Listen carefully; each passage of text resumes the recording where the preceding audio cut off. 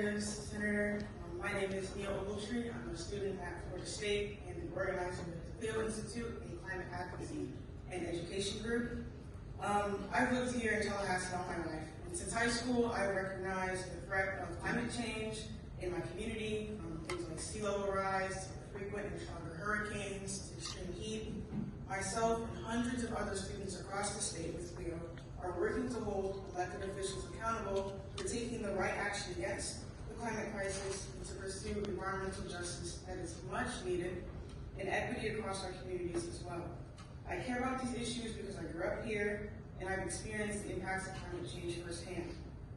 Tallahassee and the state of Florida together are not taking enough climate action, and our officials aren't acting as if the climate crisis is the emergency that it is. As some of you may know, Tallahassee is not the most resilient when it comes to natural disasters. When we're hit by strong tropical storms or hurricanes, it takes so many resources and time to repair the power lines, even if it's just a weaker storm. Many of our communities are also affected by socioeconomic issues, such as the housing crisis, food apartheid here, and public transportation issues. And all these are exacerbated by climate change.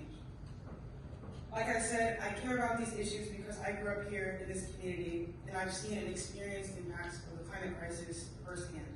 I think back to the summers where I rode the bus with my sisters. We were subject to the blistering heat and lack of shade at bus stops across the city. I think back to the weeks of school I had to miss because of Hurricane Michael, because it took so long for power lines to be repaired and debris to be cleared from the streets.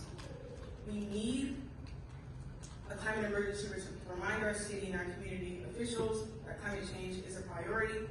We're not just advocating for the environment, we're advocating for the vulnerable communities that are going to be most impacted by climate change, especially if we don't act now. It's past time that the state of Florida make stronger, clearer action on climate change and urban resiliency, and I'm just asking you all that this session you keep that in mind and you make climate change mitigation and urban resiliency a priority. We're not just advocating for the environment, like I said, we're advocating for all the vulnerable communities that are going to be most impacted by the climate crisis, especially if we don't take action. Thank you very much.